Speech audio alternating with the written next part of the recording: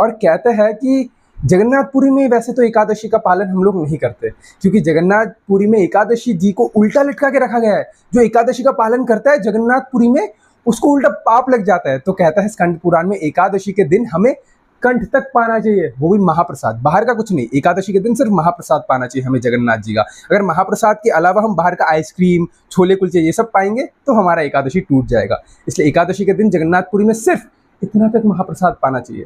और वो एकादशी जो हमने इतना एकादशी मिस किया, जगन्नाथ जी स्नान यात्रा के बाद जब 15 दिन का जब वो क्या होता है, उनको बुखार आता है, उनको बीमारी होती है, 15 दिन के लिए जब वो अस्वस्थ होते हैं, तब जगन्नाथ जी अन्न नहीं पाते, सिर्फ एकादशी प्रसादम पाते हैं। तो जगन्नाथ जी उस समय क्या करता है, जितनी भी सारी एकादशी मिस हुई जगन्नाथपुरी में, वो सारी एकादशी इस 15 दिन के अंदर ही जगन्नाथ जी कवर कर देता है।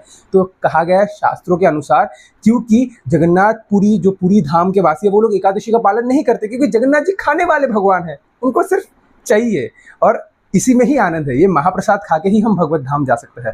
लेकिन कहा गया है कि जब वो 15 दिन आता है स्नान यात्रा के बाद, जब जगन्नाथ जी बीमार पड़ते हैं, उस समय जगन्नाथ जी कोई अन्न प्रसाद नहीं पाते, सिर्फ एकादशी का प्रसाद हम पाते हैं।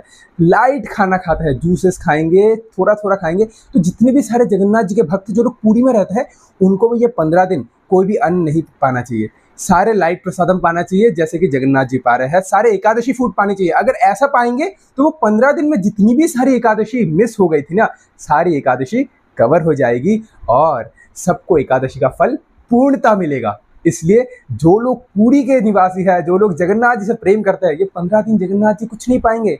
आप लोग भी मत पाइए, आपका एकादशी भी कवर हो जाएगा और ये दिखाएगा कि मेरे प्रभु कुछ नहीं पा रहे तो मैं कैसे अन्न खा लूँ।